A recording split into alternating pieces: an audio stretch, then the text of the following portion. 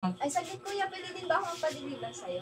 Pwede ba ako magpa-deliver ng halik sa asawa ko? Saan po ba? Sa pisngi o sa lips? Sa lips. Sige na ma'am, kiss na po.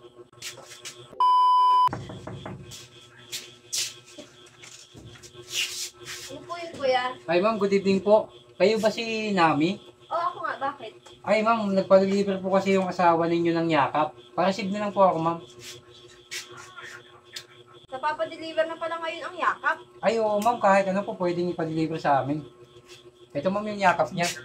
5 seconds daw po ma'am. 1, 2, 3, 4, 5. Salamat po ma'am. Ay, saglit kuya, pwede din ba ako magpa-deliver sa'yo?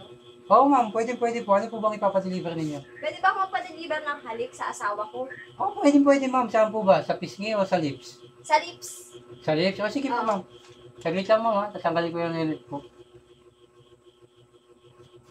Sige na ma'am, kiss na po.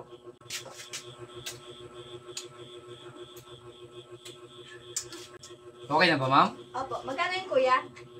Bali ma'am, naka 5 halik ka. 100 po ang isang halik. Bali 500 lang ma'am. Ay, teka kuya, kulang pala ang pera ko, 300 lang ito. Ay, Paano yun kuya? paano yan ma'am? Hindi pwede yan ma'am. Mag-aabono ako niyan.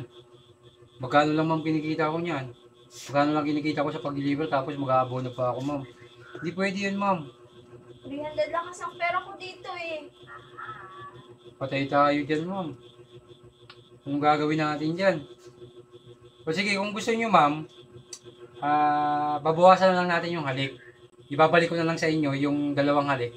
Para 3 halik lang ipapadeliver nyo kay mister nyo.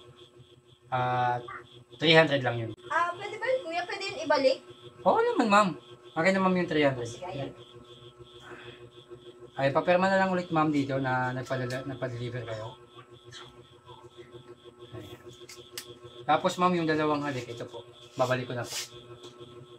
Ayan ma'am. Maraming salamat ma'am ha. Pa-deliver po kayo ulit ha. Sige, sige. Salamat! Salamat po.